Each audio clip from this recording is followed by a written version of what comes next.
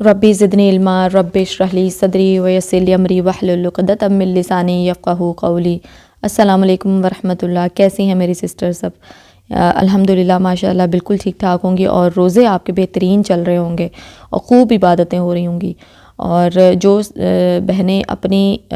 किसी मजबूरी के तहत जिनके छोटे बच्चे हैं वो बहुत सारी इबादतें नहीं कर पाती, वो दिल छोटा ना करें क्योंकि अल्लाह ताला आपकी कोशिशें देख रहा है। अल्लाह ताला को सब मालूम है कि आप कब कब कहाँ कहाँ कैसे वक्त निकाल रहे हैं, लेकिन कोशिश आप कर रहे हैं। ये उनके लिए नहीं है जो कोशिश नहीं कर रहे। हमने लास्ट 135 आयत तक सूरह बकरा की तफसीर कर ली थी और इसमें हमने जो टॉपिक देखे थे वो हज़रत इब्राहीम अलैहिस्सलाम का टॉपिक चल रहा था और उसमें अल्लाह ताला ने यही बात की थी कि ये जो अपने माबूद अलग से तुम लोगों ने बना लिए हैं यहूद व नसारा ने, क्या ये सब तुम्हें किसी ने बताया था या तुम हज़रत याकूब अलैहिस्सलाम के इंतकाल के वक्त मौजूद थे कि उन्होंने तुम्हें बताया कि तुम किसकी इबादत करोगे? ठीक है। और फिर उसके बाद हमने ये भी देखा था कि यहूद व नसारा एक दूसरे को जैसे कहते थे कि तुम हिदायत पे नहीं हो और हम हिदायत पे हैं, यानी कि अपने आप को प्रेफर करते थे कि हम ही जन्नती हैं। इस तरह का टॉपिक हमने लास्ट 135 आयत तक पढ़ लिया था। आगे हम देख लेते हैं आयत नंबर 136 से लेकर और जितना हम आगे आयत को लेके चल सकते हैं। और ये हमारा लास्ट रुकू चल रहा है अल्हम्दुलिल्लाह पारा नंबर 1 का, और इंशाअल्लाह कोशिश करते हैं कि हम इस टॉपिक को कवर कर लें। अऊज़ु बिल्लाहि मिनश शैतानिर रजीम, बिस्मिल्लाहिर रहमानिर रहीम। क़ुलू आमन्ना बिल्लाहि वमा उन्ज़िला इलैना वमा उन्ज़िला इला इब्राहीम व इस्माईल व इसहाक़ व याक़ूब वल अस्बात वमा ऊतिया मूसा व ईसा वमा ऊतिया नब्बियून मिन रब्बिहिम ला नुफ़र्रिक़ु बैन अहदिम मिनहुम व नहनु लहू मुस्लिमून। ए मुसलमानों, तुम सब कहो कि हम अल्लाह पर ईमान लाए और उस चीज़ पर भी जो हमारी तरफ उतारी गई, और जो चीज़ इब्राहीम अलैहिस्सलाम, इस्माईल अलैहिस्सलाम, इसहाक़ अलैहिस्सलाम, याकूब अलैहिस्सलाम और उनकी औलाद पर उतारी गई, और जो कुछ अल्लाह की जानिब से मूसा अलैहिस्सलाम और ईसा अलैहिस्सलाम और दूसरे अंबिया अलैहिस्सलाम पर को दिए गए, हम उनमें से किसी के दरमियान फ़र्क नहीं करते, हम अल्लाह के फरमाबरदार हैं। अब देखें इस आयत में साफ़ साफ़ अल्फाजों में अल्लाह ताला ने फरमा दिया है कि मुसलमानों कि तुम कह दो, जो मुसलमान हैं उनके दिल से ही ये बात निकलेगी कि हम एक अल्लाह की इबादत करते हैं और उस पर भी ईमान लाते हैं जो हमारी तरफ उतारा गया है, यानी कि कुरान पाक की बात की जा रही है। और उसके बाद अंबिया के नाम लेकर बताया गया है कि हम सब पर ईमान लाते हैं और हम किसी पर भी फ़र्क नहीं, किसी को बहुत ज़्यादा जिसे कहते हैं ना तफरीक का निशाना नहीं बनाते, जैसे कि यहूद और नसारा ने किया था कि वो गुलूब में इतना बढ़ गए थे, इतना वो अकीदत और मोहब्बत में बढ़ गए थे कि उन्होंने जिस जिस नबी से अकीदत और मोहब्बत इतनी शदीद रखी उसको नाउज़ बिल्लाह अपना इलाही बना डाला, उसको खुदा ही बना डाला या खुदा की औलाद बना डाला। तो हम जो है वो जैसे हम मुसलमान हैं अभी, और हम हर नबी, हर रसूल, हर अल्लाह ताला के उस प्यारे बंदे जिस पर अल्लाह ताला ने किताब उतारी, हम सब पर ईमान लाते हैं। हम हज़रत मूसा को भी मानते हैं, हज़रत ईसा को भी मानते हैं, हज़रत उज़ैर को भी मानते हैं, हज़रत इब्राहीम को भी और आप सल्लल्लाहु अलैहि वसल्लम को भी। ठीक है, जैसे कि मैंने पहले भी बताया था कि जो नसारा हैं, जो ईसाई हैं, वो क्या करते हैं कि वो हज़रत ईसा अलैहिस्सलाम से आगे नहीं जाते, यानी कि आप सल्लल्लाहु अलैहि वसल्लम को नबी नहीं मानते। इसी तरह यहूदियों का भी सिलसिला है। तो हम जो है मुसलमान, हमें हर नबी की जो वाक़या है उसे पता भी होना चाहिए, हमें उससे नसीहत भी लेनी है, और हमें ये मालूम होना चाहिए कि हमारे लिए अल्लाह ताला के ये सारे नबी जो है वो महबूब तरीन है। हमें किसी में फ़र्क नहीं करना, क्योंकि हमारे अल्लाह ताला ने जो है वो सब अंबिया के ऊपर ईमान लाने के लिए हमें कहा है। लेकिन क्योंकि जो बुक्स या जो किताबें तौरात, ज़बूर, इंजील उन पर पहले अल्लाह ताला ने नाजिल की थी, उन किताबों में जो है वो उन किताबों की मनसूखी के बाद अल्लाह ताला ने कुरान पाक नाजिल किया, तो हमें इसको मानना है। ठीक है, हमें इस किताब के साथ جو ہے وہ اپنا کنیکشن اس طرح سے بنانا ہے کہ جیسے آپ کہہ سکتے ہیں کہ اس کا بنانے کا حق ہے۔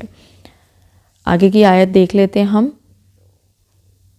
وَإِنْ آمَنُوا بِمِثْلِ مَا آمَنْتُمْ بِهِ فَقَدِ اهْتَدَوْا وَإِنْ تَوَلَّوْا فَإِنَّمَا هُمْ فِي شِقَاقٍ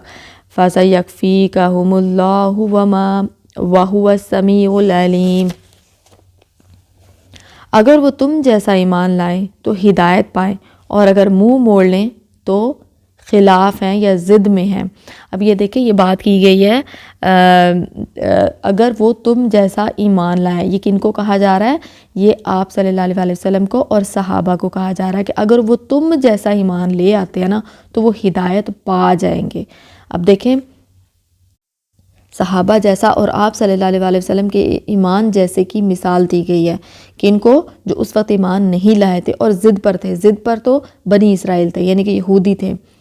تو اللہ تعالیٰ یہاں پر ان کی مثال کیوں دے رہے ہیں؟ آپ کے سامنے اگر ہم سیرہ پڑھتے ہیں تو ہم اس میں دیکھتے ہیں کہ آپ صلی اللہ علیہ وسلم کی قربانیاں کیا تھی۔ پھر آپ صلی اللہ علیہ وسلم نے جب دین کی دعوت دی ہے تو ان پر سب سے پہلے کون ایمان لایا، اور ایمان لانے کے بعد ان قربانیوں کا نشانہ بھی بنا، ان ظلم کا نشانہ بھی بنا جو مشرکین مکہ کی طرف سے ان کو پہنچائی گئی تھی، ٹھیک ہے؟ تو جو ایمان ان کا تھا، اتنا سٹرونگ ایمان تھا کہ ان تکالیف کے آ جانے کے بعد بھی وہ یہ نہیں کہتے تھے کہ ٹھیک ہے ہم اپنے پرانے دین پر واپس چلے جاتے ہیں، ہمیں تکلیف مت پہنچاؤ۔ ان کا اتنا سٹرونگ بیلیف، اتنا ان کا سٹرونگ تھا کہ وہ اپنے اس عہد پہ کھڑے رہتے تھے کہ جو انہوں نے آپ صلی اللہ علیہ وسلم کے ساتھ کیا تھا، ٹھیک ہے؟ یعنی کہ وہ ظلم سہتے تھے اور پھر بھی وہ اس اپنے عہد سے پیچھے نہیں ہٹتے تھے۔ جیسے کہ ہم نے سیرہ میں بھی تھوڑے دن پہلے پڑھا کہ حضرت سمیہ رضی اللہ تعالیٰ عنہا کا واقعہ ہے، ان کے ہسبینڈ کا واقعہ ہے کہ کس طرح سے ان کو شہید کیا گیا۔ حضرت سمیہ کے اوپر اتنے ظلم کیے گئے اور ان کو اللہ معاف کرے ان کے شرمگاہ کے اوپر جو ہے وہ تیر چلا کر یا جس طرح برچھی چلا کر ان کو بالکل ختم کر دیا گیا، اور اسی طرح ان کے ہسبینڈ کو بھی کہ دونوں طرف ان کے اونٹ باندھ دیے گئے ٹانگوں میں، اور ان کو دونوں طرف اونٹوں کو دوڑا دیا گیا، اور ان کی جو ہے وہ اللہ معاف کرے توبہ استغفر اللہ کہ ان کی ڈیڈ باڈی کے ساتھ کیا کیا گیا۔ آپ تھوڑا سا امیجن کریں کہ اتنی بڑی تکالیف تھی، لیکن وہ اس سے پیچھے نہیں ہٹے۔ اور ہمارے لیے بہت سبق ہے، ہمارے لیے سبق ہے اس میں کہ کیا ہماری زندگیاں ایسی ہیں؟ ہم تو بڑے آسان مسلمان ہیں نا، ابھی ہماری زندگیاں بہت آسان ہیں۔ تھوڑا امیجن کریں، اس زمانے کو امیجن کریں کہ جس زمانے میں کوئی اسلام لے کر آتا تھا، ٹھیک ہے، اور پھر اس کو پتہ ہوتا تھا کہ جو لوگ پہلے اسلام لے کر آئے ان کے ساتھ کیا ہو رہا ہے، اور اگر میں اسلام لے آتا ہوں تو میرے ساتھ کیا ہوگا۔ ہمیں آج پتہ ہوتا ہے نا کہ ہم یہ کام کریں گے، ہمیں جو ہے وہ تشدد کا نشانہ بنایا جائے گا، تو ہم وہ کام نہیں کرتے۔ لیکن اس وقت مسلمانوں کو اللہ تعالیٰ نے اتنی ہدایت دی ہوئی تھی کہ جو اگر ہدایت جس پر آ جاتی تھی اور جو ایمان لے آتا تھا نا، وہ بھی سٹرونگ ہو جاتا تھا انٹرنلی۔ اتنے صحابہ سٹرونگ ہوتے تھے کہ وہ واپس نہیں جاتے تھے پرانے دین پر۔ تو اللہ تعالیٰ نے یہاں پر صاف صاف ان کو، یہودیوں کو بتا دیا کہ اگر کوئی تم جیسا ایمان، یعنی کہ صحابہ جیسا، آپ صلی اللہ علیہ وسلم جیسا ایمان لے آتا نا، تو پھر وہ ہدایت پر ہے، یعنی کہ پھر وہ فلاح پا گیا، کامیاب ہو گیا۔ اور اگر کوئی ہدایت پر جو ضد پر اڑا رہتا ہے تو اوبیسلی اس کا انجام بھی اللہ تعالیٰ بتا دیتے ہیں۔ آگے کے جو آیت کا حصہ اس میں ہے کہ وَإِن تَوَلَّوْا فَإِنَّمَا هُمْ شِقَاقٌ فَسَيَكْفِيكَهُمُ اللَّهُ وَهُوَ السَّمِيعُ الْعَلِيمُ۔ اور اللہ تعالیٰ جو ہے وہ کافی ہے آپ کے لیے، اللہ تعالیٰ آپ کے لیے کافی ہے اور خوب سننے والا اور خوب جاننے والا ہے۔ فَسَيَكْفِيكَهُمُ اللَّهُ، اس میں نوٹ ڈاؤن بھی کر سکتے ہیں تو کر لیں اگر آپ کے پاس پین موجود ہے، کہ حضرت عثمان رضی اللہ تعالیٰ عنہ جو ہے، جب ان کی شہادت کا وقت ہوا تھا تو اس وقت باغیوں نے جب ان پر حملہ کیا تھا اور ان کو شہید کر دیا گیا تھا، تو اس وقت وہ قرآن پاک پڑھ رہے تھے، ان کے ہاتھ میں قرآن پاک مصحف کھلا ہوا تھا، اور اسی آیت کو انہوں نے اسی آیت مطلب یہی پیج آپ کہہ لیں کہ کھلا ہوا تھا، اور یہ جو آیت ہے نا فَسَيَكْفِيكَهُمُ اللَّهُ، یہاں پر جو ہے وہ ان کے خون کے ان کے بلڈ کے چھینٹے پڑے تھے، اور یہ محفوظ رکھا گیا، ابھی تک موجود ہے ترکی کے، آپ کہہ لیں کہ ترکی میں موجود ہے، اور اس کو ابھی تک محفوظ رکھا گیا ہے۔ اور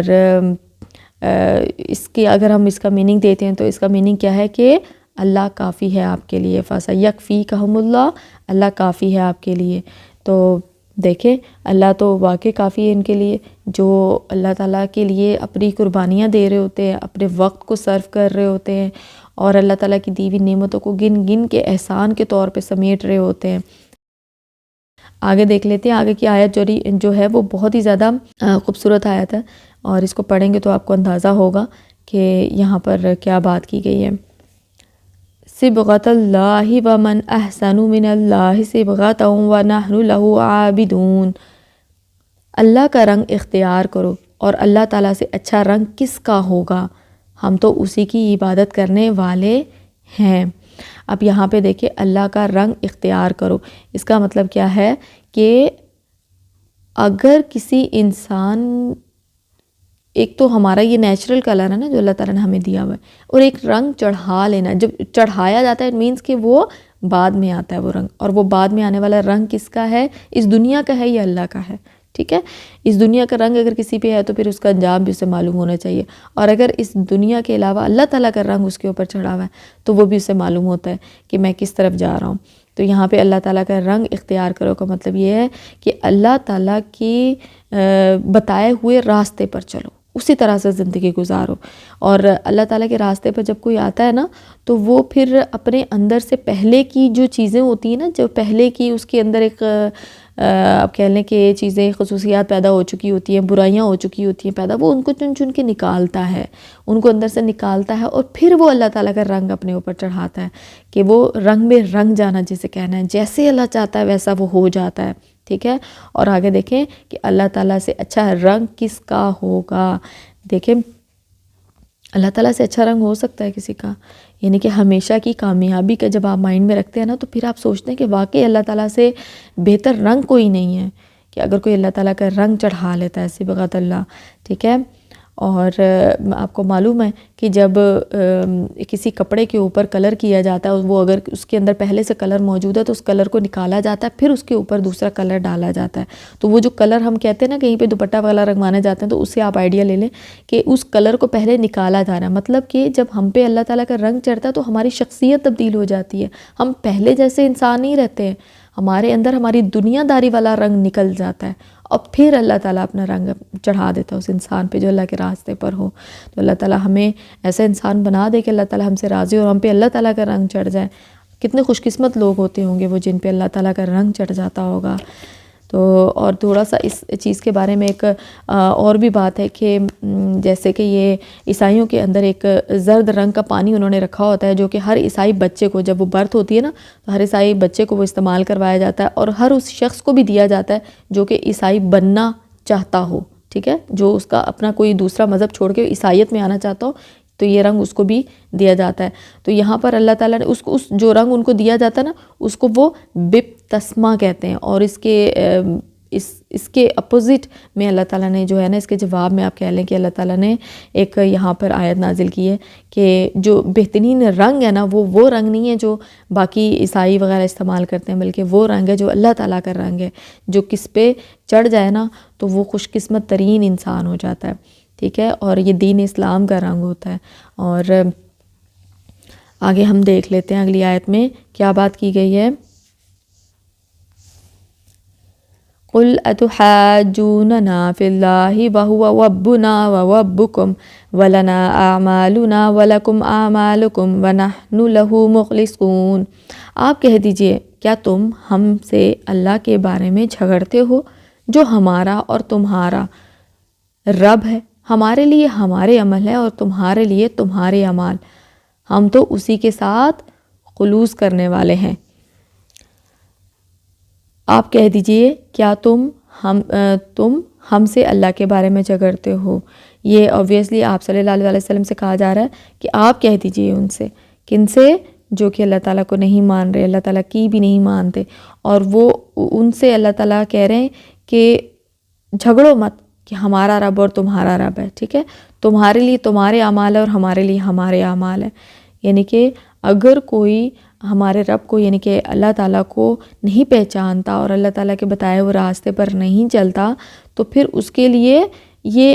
ہم اس کو یہ نہیں کہہ سکتے یا وہ ہمارا کوئی رشتہ ہے یا کوئی دوست یار ہے تو اس کے اعمال ہمارے حصے میں نہیں ڈال دیے جائیں گے یا ہمارے اعمال اس کے حصے میں نہیں، اعمال اپنے اپنے ہوں گے۔ اگر تو کوئی سیدھے طریقے سے اپنے وہ کہتے ہیں نا کہ خلوص کے ساتھ، اخلاص کے ساتھ اللہ تعالیٰ کے اوپر یقین لے آتا ہے تو پھر اس سے بڑی بات کوئی نہیں ہو سکتی ہے۔ اور خلوص آپ کو معلوم ہے کہ جو اخلاص ہے یا خلوص ہے، جیسے کہ ہم آپ کہہ لیں کہ اپنے لیے بہترین چیزیں پسند فرماتے ہیں، تو ہم کیا اللہ تعالیٰ کے لیے بہترین عقیدت پسند نہیں کریں گے؟ ہم ایسے کیسے ہو سکتے ہیں کہ ہم دنیا کو بھی، دنیا کی داری بھی لے کر چلتے رہیں، ٹھیک ہے، اور ہم اللہ تعالیٰ کے ساتھ بھی چلتے رہیں؟ تو دو کشتیوں میں تو سوار رہ کے کوئی بھی انسان کامیاب نہیں ہوتا نا۔ ہمیں تو کامیابی چاہیے، ہمیں تو اصل کی حقیقی کامیابی چاہیے۔ تو ہمیں کیا ہونا ہے کہ ہمیں ایک ہی کشتی پہ سوار ہونا ہے، کہ ہمیں اللہ تعالیٰ کے بنائے ہوئے راستے پر چلنا ہے، اور اسی پہ چل کے فلاح اور کامیابی ملے گی۔ اس کے علاوہ فلاح اور کامیابی کا کوئی دوسرا راستہ بالکل بھی نہیں ہے۔ ام تقولون ان ابراہیم و اسماعیل و اسحاق و یعقوب والاسباط وکانوا ہدی او نصارا قل اانتم اعلم ام اللہ ومن اظلم ممن کتب شہادۃ عنده من اللہ وما اللہ بغافل عما تعملون۔ کیا تم کہتے ہو کہ ابراہیم علیہ السلام اور اسماعیل علیہ السلام اور اسحاق علیہ السلام اور یعقوب علیہ السلام اور ان کی اولاد یہودی یا نصرانی تھے؟ کہہ دو، کیا تم زیادہ جانتے ہو؟ یا اللہ تعالیٰ، اللہ کے پاس شہادت چھپانے والے سے زیادہ ظالم اور کون ہے، اور اللہ تمہارے کاموں سے غافل نہیں ہے۔ اب یہ دیکھیں، یہاں پر اللہ تعالیٰ نے کہا ہے، ابراہیم علیہ السلام کی مثال دوبارہ سے دی ہے کہ ابراہیم علیہ السلام اور ان کے بیٹے اسماعیل اور اسحاق علیہ السلام، اور اسحاق علیہ السلام کے آگے یعقوب علیہ السلام، کیا یہ ان کی اولادیں اور یہ سب کیا یہود اور نصارہ تھے؟ کیا انہوں نے کوئی ڈویژن کی تھی کہ یہ آدھے لوگ یہودی بن جائیں گے اور باقی بچے ہوئے نصرانی بن جائیں گے، عیسائی بن جائیں گے؟ ایسا بالکل بھی نہیں تھا۔ تو یہاں پہ اللہ تعالیٰ نے بتا دی کہ کیا تم مجھ سے زیادہ جانتے ہو یا اللہ تعالیٰ زیادہ، یعنی کہ میں زیادہ جانتا ہوں، ٹھیک ہے۔ تو آگے دیکھیں، آگے کی جو آیت کا اگلا حصہ ہے کہ اللہ کے پاس شہادت چھپانے والے سے زیادہ ظالم اور کون ہے۔ اچھا، یہ شہادت چھپانے سے آپ پہلے بھی ہم پڑھ چکے ہیں، لیکن تھوڑا سا اس آیت کو دیکھ لیں کہ جو یہود اور نصارہ کے عالم تھے نا، ان کو معلوم تھا اور انہوں نے اس معلومات کو دوسروں تک نہیں پہنچایا۔ جو لوگ قرآن کو جیسے بھی نہیں پڑھ پاتے، ان کو نہیں معلوم ہوتا، تو وہ علماء کرام کو سنتے، ان کو معلوم پڑ جاتا ہے، یا جنہوں نے پڑھا ہوا قرآن پاک ان سے سنتے تو ان کو معلوم پڑ جاتا ہے، جو لوگ پڑھنا لکھنا نہیں جانتے، ٹھیک ہے۔ اسی طرح یہود و نصارہ میں بھی تھا کہ جو پڑھنا لکھنا نہیں جانتے تھے تو ان کے علماء کرام نے بتانا تھا نا، شہادت دینی تھی، اور جو میثاق عہد، پکا عہد اس میں کیا گیا تھا، اس کا انہوں نے وفا کرنی تھی اس کے ساتھ۔ تو انہوں نے کیا کیا کہ انہوں نے تو اپنی عوام کو بتانا ہی مناسب نہیں سمجھا، چھپایا ان سے۔ تو یہاں پر اللہ تعالیٰ کہہ رہے ہیں کہ اللہ کے پاس شہادت چھپانے والے سے زیادہ ظالم اور کون ہے، اور اللہ تمہارے کاموں سے غافل نہیں ہے۔ یعنی کہ اگر کوئی ایسا کرتا ہے تو اس کو پھر پوچھا جائے گا۔ اور اگر ہمارے علماء کرام میں سے بھی کوئی ایسا کرتا ہے کسی بھی اپنے ذاتی مفاد کے لیے، تو پھر لمحہ فکری ہے اس کے لیے بھی کہ ایسا نہیں کرنا چاہیے۔ جو اللہ تعالیٰ نے جس طرح کتاب میں جو لکھا ہے ہمیں بس دوسروں کو وہ بتا دینا ہے، ٹھیک ہے۔ اگلی آیت دیکھ لیتے ہیں۔ تِلْکَ أُمَّةٌ قَدْ خَلَتْ لَهَا مَا كَسَبَتْ وَلَكُمْ مَا كَسَبْتُمْ وَلَا تُسْأَلُونَ عَمَّا كَانُوا يَعْمَلُونَ۔ یہ امت ہے جو گزر چکی، جو انہوں نے کیا ان کے لیے ہے، اور جو تم نے کیا تمہارے لیے ہے، تم ان کے اعمال کے بارے میں سوال نہ کیے جاؤ گے۔ اب یہ دیکھیں یہاں پر اللہ تعالیٰ نے کیا بات کی ہے کہ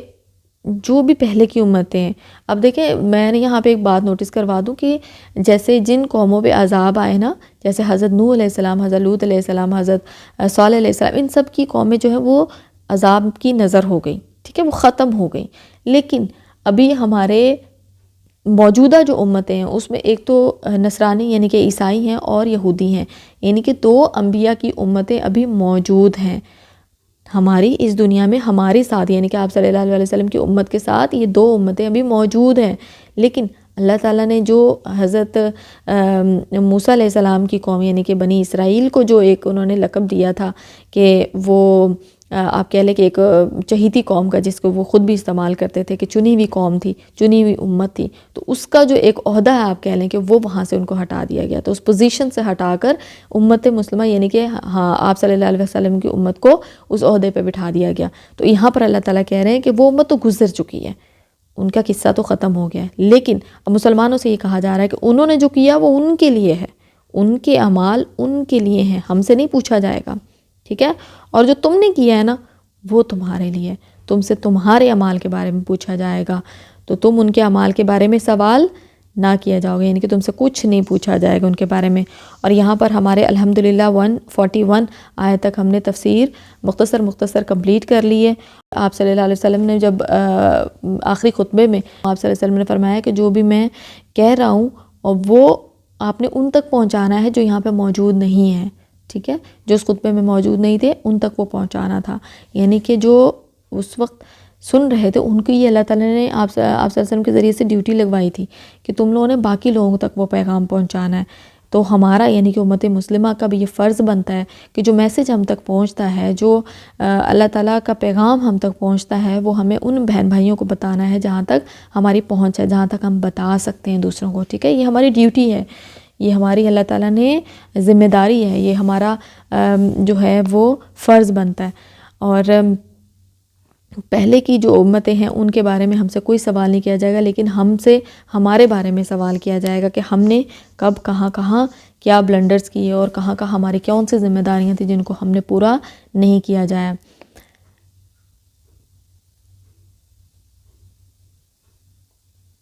اچھا، یہاں پر ہمارا جو ہے وہ پہلا پارہ ماشاءاللہ الحمدللہ کمپلیٹ ہو گیا، اور ہم جو ہیں وہ کہہ سکتے ہیں کسی حد تک کہ ہم سورہ بقرہ کو ہاف کے قریب ریڈ کر چکے ہیں، ٹھیک ہے؟ 286 آیات ہیں اور ہم نے 141 تک پڑھ لیا ہے۔ آگے بھی ہم کوشش کریں گے انشاءاللہ جلد از جلد سورہ بقرہ جو ہے وہ ہماری مکمل ہو جائے، اور جیسا کہ میں نے پہلے بھی بتایا تھا کہ more than 1000 احکام ہیں اس میں سورہ بقرہ میں، تو ہمیں وہ سارے احکامات پڑھنے ہیں، دیکھنے ہیں کہ اللہ تعالیٰ نے اس میں کیا فرمایا ہے۔ اللہ تعالیٰ ہماری اس کوشش کو کامیاب ہمارے، اور اللہ تبارک و تعالیٰ سے ہماری دعا ہے کہ اللہ تعالیٰ ہمیں استقامت دے اور ہماری اس کوشش کو قبول فرمائے۔ وَمَا عَلَيْنَا إِلَّا الْبَلَاغُ الْمُبِينُ۔